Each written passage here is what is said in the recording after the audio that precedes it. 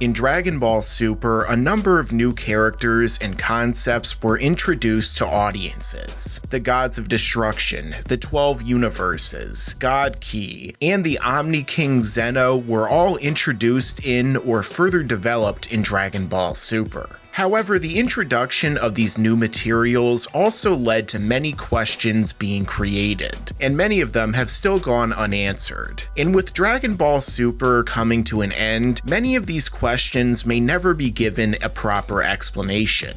So in this video, I'm going to be listing off 5 questions Dragon Ball Super must answer before it ends. Hey guys, it's Mike here, and before the video begins, I want to tell you about my new channel, Laughingstock Cinema. On there, I talk about movies as well as live-action TV shows. And I do this in discussions, reviews, top lists, and theory videos. So if you're interested in hearing me discuss these topics, check out Laughingstock Cinema down below in the description as well as the end screen of this video. Number 5. Who are the 5 most powerful? In the beginning of the Future Trunks arc, we were introduced to Daishin-Kan, the Grand Priest who is the father of Whis, Vados, and presumably all the other angels. When Goku asked how powerful he was, Whis informed Goku that the Grand Priest is one of the 5 most powerful fighters in the multiverse, and even Whis stood no chance against him. However, beyond this, we were never given any real indication of who the other top 5 most powerful are. Are they all angels? Is Whis on the list but simply can't compete with the Grand Priest? Or are some of the other angels far more powerful than himself? Are any of the Gods of Destruction more powerful than their angels? Many have assumed that Zeno's guards are on the list, but we haven't exactly been shown their level of power. And Zeno isn't a fighter, so he is likely excluded.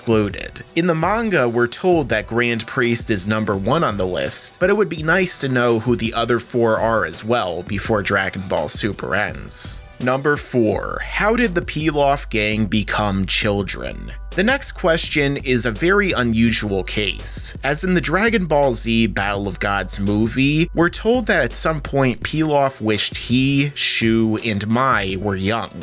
And in a funny twist of fate, Shenron turned them all into children. The manga additionally provides us with a special chapter in which we see the androids attacking the Z fighters in Trunks' timeline. And we see Gohan and Bulma rushing to use the Dragon Balls. However, Pilaf had already assembled them and made his wish, which turned the gang into babies. Although interestingly, the anime falls silent when it comes to how they became children. The Pilaf gang simply shows up as children. They're treated as children and friends of Trunks, but they never explain how they became children. Even the fact that no one remembers them made no sense in the Battle of Gods movie. So even if they were to briefly mention it in passing in the final episode, I think it would be best for the sake of internal continuity. Number 3. Has Goku surpassed Beerus? And this is another question fans must know the answer to before the series is over. As Dragon Ball Super began with Beerus awakening and his journey to fight the Super Saiyan God. And at the end of the arc, he had defeated Goku twice in his greatest transformations at the time.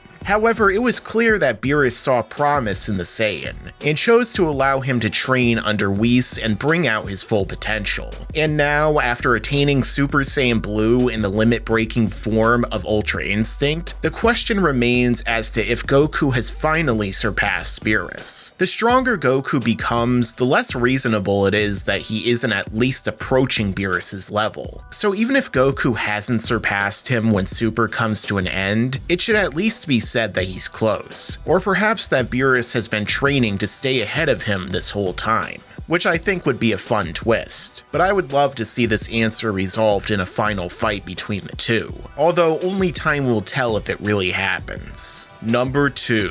Why did Zeno erase the 6 universes? Another large piece of information we were given at the start of the Future Trunks arc had to do with the destructive power of Zeno, as it was revealed that there were originally 18 universes. However, something happened which caused Zeno to erase them.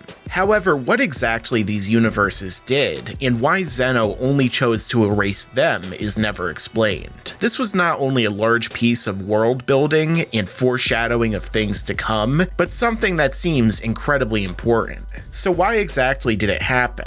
Did the universes rebel against Zeno, or perhaps their gods of destruction offended him somehow? Were the angels of those universes erased along with them, since they seem to be nowhere to be seen? And if so, how did the Grand Priest and the other angels react to this event? There's so many questions that were raised by this statement that Super really needs to give us more understanding of why Zeno erased the 6 universes. And hopefully it happens before Super is over. Number 1. Does Dragon Ball GT fit in with the continuity? And of course, the greatest question Super fans still have is, does Dragon Ball GT still count? Is it actually canon? And while this answer may seem obvious at first, it's possible that this isn't as straightforward as it may seem. As in Dragon Ball GT, the Pilaf gang are old, Supreme Kai and Kibito are still fused, and Goku and Vegeta don't have God Ki or godly transformations. However, a great fear of many fans is that Dragon Ball Super will try to cram in GT continuity at the end of the series, possibly by having Pilaf wish for the gang to be older, Supreme Kai accidentally refusing, or even having Goku and Vegeta be stripped of their godly powers by someone like the Grand Priest. And if they really wanted to, they could even have a character like Dr. Mew show up in a cameo, so that they can set up Baby and other things to come in GT.